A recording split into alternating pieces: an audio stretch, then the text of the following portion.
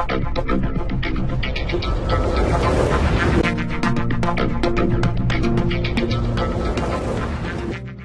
name is Mike, and I actually work in the Certificates of Financial Responsibility Unit. Okay, so I'm just assisting with trying to get these emergency regulations put into place. Okay. So for those who are not familiar with COFRs, we refer to them as COFRs. I'll be referring to them as COFRs throughout our discussion. What is a Certificate of Financial Responsibility? Those that don't know, it's an acknowledgement by the administrator that a company has demonstrated the financial ability to pay for the costs and damages caused by an oil spill. So in other words, through our application process, we verify certain information, aspects about the company. We ask for the reasonable worst case spill volume. And of course, we look at your insurance to make sure that you have enough coverage. Okay? And we provide certificates for that. All right, so currently, Chris kind of went over this. We had discussions about the types of vessels and facilities that we issue COFRs for currently. I'm not going to go a lot into them, but some of them are, for example, tankers, which carry oil as cargoes, non-tank vessels, which we're only concerned with vessels over 300 gross tons, okay? And obviously do not carry oil as cargo, but carry oil as fuel. Okay. Some examples of non-tank vessels are container ships, large barges, and yachts. And then we also, of course, issue COFRs for facilities. So some examples of the types are refineries, tank farms, production wells, offshore platforms, and pipelines. So since we were discussing the financial responsibility side, I just wanted to give or show currently some of the coverage amounts that we currently have in place. So for tank vessels, the current financial responsibility is $1 billion. For non-tank vessels, we have a $300 million maximum. So they do have a $300 maximum, but they do follow a tier system that is based on their per barrel size limits of their tanks. And our facilities, they also have a $300 million maximum, but of course it's based on the reasonable worst case spill volume, and it's multiplied by the current per barrel cleanup fee. Right, so that takes us into the rail transport and trying to determine how we're going to, well, basically how we're going to determine what the financial requirement should be. So at this point, we don't know. So we're going through this process trying to figure that out and how it should be structured as well. Okay, so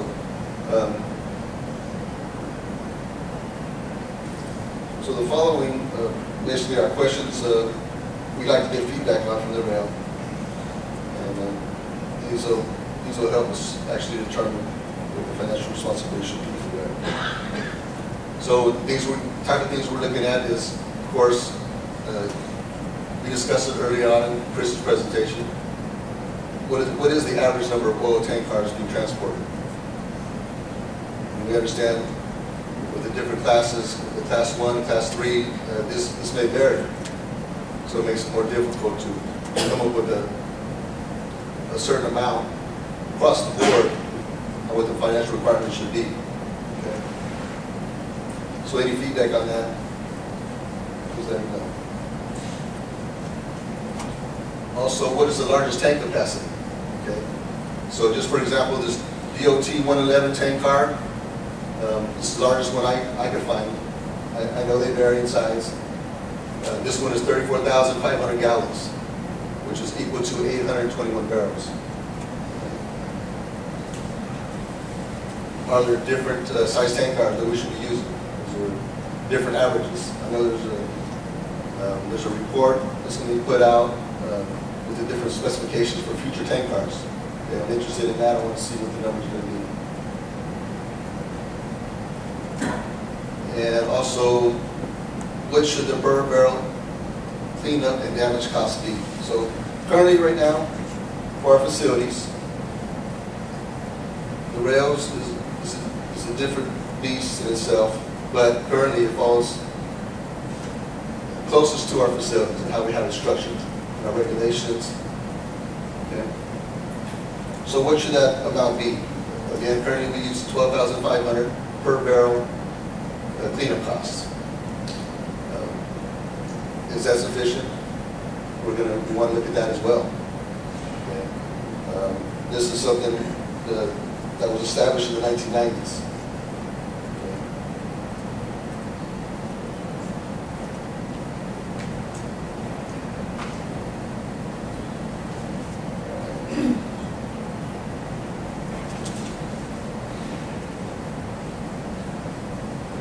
Okay. So of course we're also looking at the reasonable worst case spill volume. Chris talked about it a lot earlier on. We look at different aspects of that. Chris is looking at time frames, response time frames, where we're going to put equipment at, and so forth for the response. I, of course, looking at the volumes as do we have enough, or does the company have enough insurance to cover these costs? Okay. So this is also a concept. We could put limits on it, but again, if we do that across the board, it's going to have different impacts, we understand, on the short line as opposed to class one. Okay? So in this example, we're going to use a percentage of the cars, and Chris has talked about it as well. So what is a good example to use? So our example is taking a percentage, 25%, based on 100 cars. Okay? So we multiply that, which is going to be the 821 barrels per tank car, multiplied by our current $12,500 barrel fee. And so just for example, to show you, that amount based on this is $256,562,500. Okay.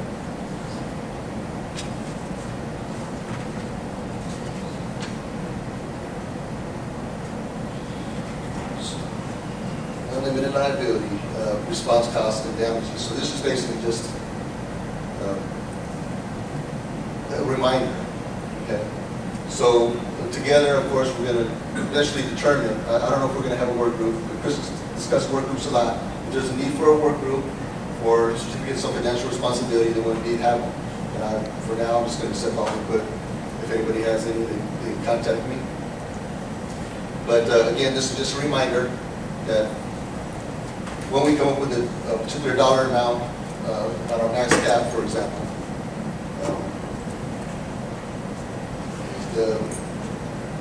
it comes down to each company must assist their own risk. And whatever our max may be does not limit the liability, of course, of the company. And that take into effect. Cleanup and plus damages as well. All right. In Ryan, early on, Ryan discussed the COFR options. I just wanted to briefly kind of touch on them. So we do have options for paying or for meeting the financial responsibility. The most popular are insurance and self-insurance.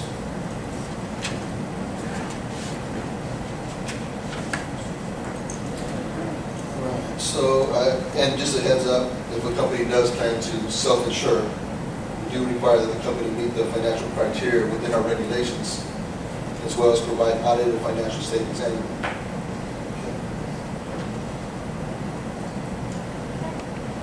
To our summary, I don't know if there's any questions right now regarding certificates of financial responsibility. Yes. Yeah, on your, you said earlier, I just want to make sure I'm clear on the concept. Your per barrel cost for cleanup is based strictly on your coastal or your current cost per cost, correct? Correct. So it didn't take into account the fact that you got the XYZ railroad drops they drop a car off, they knock a valve off, or they drop 50 barrels into a dry drainage ditch for cleanup. The amounts seem, what we're looking at kind of disproportionate to what they do. Okay, yeah, I definitely understand that. That's why, and you're talking about the $12,500 amount. Yeah. That we currently have in effect. Yeah, this was a negotiating amount, of course, again in the 90s. I'm not really sure if it's still sufficient today. Some people will say no. And I know we have a lot of hospitals here. I don't know if they have the financial side, but I would be interested to see what kind of numbers they come up when they actually go out and do the response. So yeah, we are looking at that, and we're going to take as much information as we can and see if that still pertains to it. So I mean, it might change everything across the board, even on the wind side, but we're trying to live with that. But as far as your Class 1, Class 2 railroads, the difference between what you call UP or Burlington Northern Santa Fe and the short line guys, if you looked at the percentage of wheelage of type commodity that they're transporting, depending on the area, because if you get like the Class 2 railroads here locally, a lot of the tankage, the wheelage that they transport is a greater proportion of one type of commodity or the other in between the local Class 1 rail yards and the endpoint distribution. Have you done a risk assessment or a cost analysis for cleanup based on the transportation of those? You're talking about type of commodity. I'm assuming you're talking about different types of petroleum products? Right, or just the difference between petroleum, the Class 2 railroad, their total wheelage could be a greater percentage of petroleum versus for the amount of rail line that they cover versus like the Class 1 railroad. And based off of that, the more petroleum you transport, the greater the risk, especially if it's over a shorter trackage. Right. Okay, so I'm just saying, you're looking at cost and bonding or insurance based off of that. Okay, so Joy, can you take the comment down? Right. So, and if you have another, so I think part of what Mike is talking about is if you believe that number, 12,500, and Steve can talk to you at break if you're interested in how that number came about and how it was negotiated. And back in the 90s, it's never been inflation indexed, so some would say that it was a low amount. Then, regardless, if you have other suggestions for how that might work in inland, we're happy to entertain those. And again, with respect to short lines of Class 2s versus Class 1s versus Class 3s, and there may be others. I'm not a rail expert, obviously. I think the certificates of financial responsibility come down to the amount that your reasonable worst case spill. Okay, we've never really looked at conceptually. Well, it's different if you're only covering 10 miles of track versus 150 miles of track. Okay, if you're suggesting that might be something we need to look at, then I'll make sure that Joy gets that. And if you could provide additional information for how you think that might look, that would be helpful for us. Please. When you would have to have the COFR. So Chris may need to, or Brian may need to help me out. So there's a time after the emergency regulations become final, right? And then you have a certain period of time to get that COFR after that. Whatever that time period is, it will be the same as each. So whenever the regulations go final, it will either be 30, 60, or 90, depending on what that really looks like. So it's not tomorrow. Right. Chris, I'm sorry. For Marines, is that considered an umbrella or umbrella? So I guess the question is, if you already have a certificate of financial responsibility for Marine, would that also cover you for rail? And I guess the question would have to do with, is it the same reasonable worst case spill? If you have a smaller volume on Marine than you might on inland, you may have to increase your coverage for your COFR. But a COFR is for a company, right, for their operation, correct? You already have one on the Yeah, so that would cover you. Shell, Chevron, already has a. Right, again, this is not a redundant thing. This is just to make sure that a company has demonstrated sufficient resources to address their reasonable worst case spill. What you actually have to pay at the time of an event is a whole different question. It's not a marine COFR, inland COFR. Right, it's a one COFR. statewide COFR based on Right. basically whatever your largest risk would be wherever the state. So if you have a marine one and it's way bigger than what your inland operations are, You're covered. That's what it makes it up. Yeah. Chris. I don't know if this is good, you guys were thinking that, but on the marine side, there obviously is already existing federal COFR requirement, and then because California has a state COFR requirement, is there existing federal COFR requirements?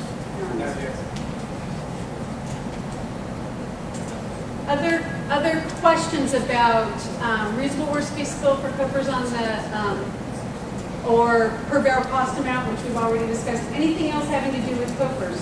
Timeframes for implementation? Going once? And I'd like to add a point to your comment.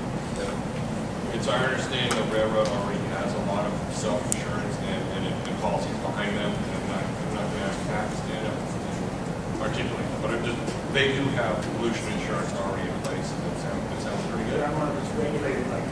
It's not regulated like it is on what OSPR does. Real quick, if I could touch on Yeah, that. sure. There was a gentleman in the back there that earlier discussed who's going to be the responsible party for this. So that, and it's a good question that came up in Sacramento. And like you said, the operator is going to assume financial responsibility. Okay, so that's important because, of course, again, through an application process, we expect more than likely the operator to be submitting that application and accepting responsibility. Okay. So if there's different agreements, we'll work on that individually, but I'm glad you brought that up. Okay. Any other questions for Mike? Having to do with COFRs, we're nearing the end. So I know it's a lot of information. I know we've covered a lot. So is mine keyed up? Thank you, Mike. Thank you.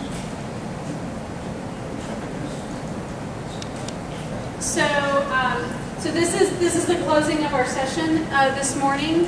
I would like to thank everybody for being here, for your attention, for your questions, and for helping us understand your business a little bit better and how we can produce a better product, which in the short run is sort of these emergency regulations. In the long run, it's greater protection for the resources of the state while working in coordination with you as well as other state and federal agencies. So we've established several focused working groups. When you sign in, there's your sign-in sheet, and then there's also sign-ins for the work groups. So if you're interested in participating in that, please sign in. What is going to happen after this, right? The working groups are going to get together. They're going to come up with some very focused, specific suggestions for the regulations, and we will generate draft regulations internally. We will then, at that point, send them out, circulate an informal draft for review that will go out to folks who are in this room, as well as our sister agencies, both state, federal level, and then we are hoping for submission of these regulations to Office of Administrative Law November, December. We appreciate that is in a very aggressive timeline. We don't have a huge amount of flexibility there. The statute does call for emergency regulations having to do with, bless you, COFRs and contingency plans. You know, this is our effort to try and get information out early, gather information from you all so that we can make those regulations as good as possible. After that, the regulations will be in place for 1 year. And in that period of time, we then have the ability to go back, review and revise any of those regulations, change them if they need to be changed. So I don't want you to think that this is your last opportunity to ever open up or look at or provide comment. But again, we're in an emergency regulation process which goes a little bit faster than what you might be used to. Okay, and then finally, this is our contact information. We also have cards, and please, feel free to contact any of us here. If we're not the people who you really need to talk to, if you have specific questions about something, we will be sure to forward that information to them. And again, I want to thank you so much for your participation here. We will be here, obviously, through the afternoon session, but if you have questions or concerns and would like to come and talk to us during lunch or any other time, we really appreciate that. And so on behalf of OSPR, thank you for your attention, and I will close the session.